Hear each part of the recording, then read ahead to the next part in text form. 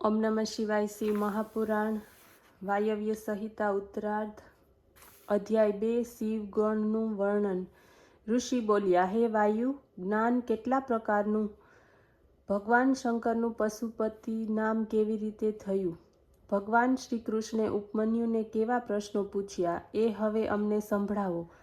આ સાંભળીને વાયુદેવ બોલ્યા, સાંભળો। એક દિવસ શ્રી કૃષ્ણે ઉપમન્યુને કહ્યું કે હે મહર્ષિ, પાર્વતીજીને શિવજીએ પાશુપત જ્ઞાન આપ્યું હતું એની તથા એની વિભૂતિનું વર્ણન કરો।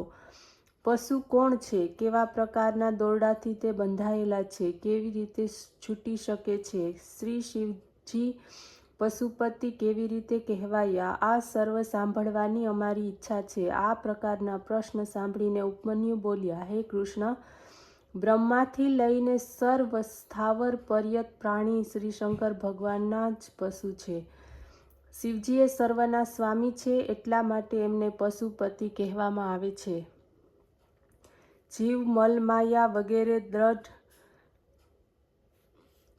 બંધનોથી બંધાયેલો છે। જ્યારે એની દ્રઢ ભક્તિ ઉપાસનામાં જોવામાં આવે ત્યારે ભગવાન તેને માયાના બંધનથી મુક્ત કરે છે। 24 તત્વો માયાના ગુણ કર્મથી સંકળાયેલા છે અને એ વિષય પણ છે।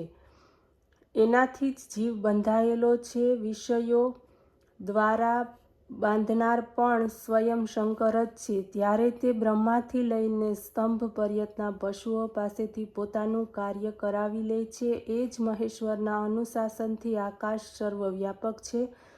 વાયુ, પ્રાણ વગેરે નામો દ્વારા સમગ્ર જગતનું આંતર બ્રહ્મા પાલન કરે છે।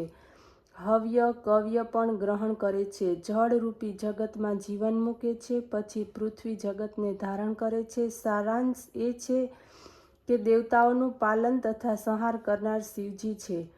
એના અનુશાસનથી ત્રણેય લોકનું રક્ષણ કરે છે। વરુણ દેવને જળનું આધિપત્ય આપ્યું છે। સંસારના સર્વ કાર્ય શિવજીના અનુશાસનથી ચાલે છે।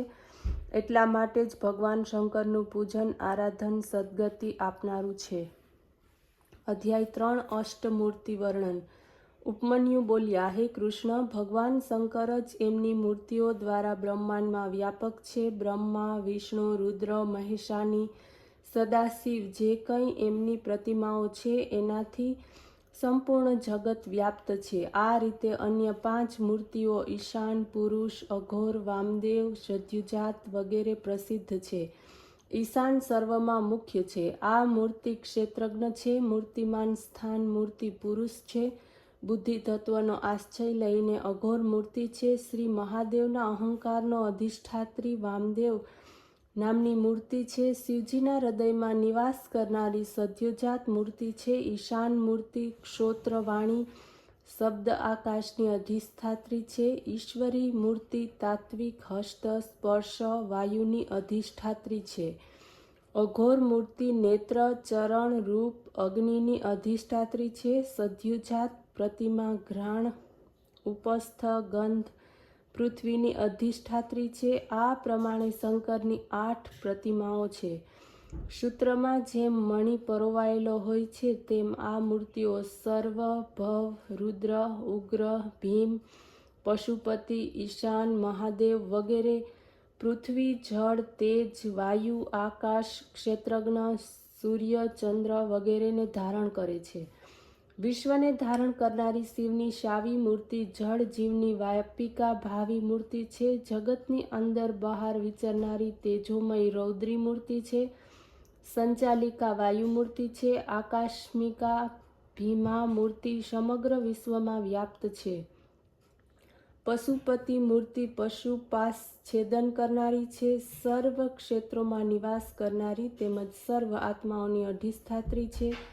ઈશાની મૂર્તિ સૂર્યરૂપ બનીને જગતને પ્રકાશ આપે છે। મહાદેવ મૂર્તિ ચંદ્રમાના કિરણો દ્વારા જગતને તૃપ્ત કરે છે।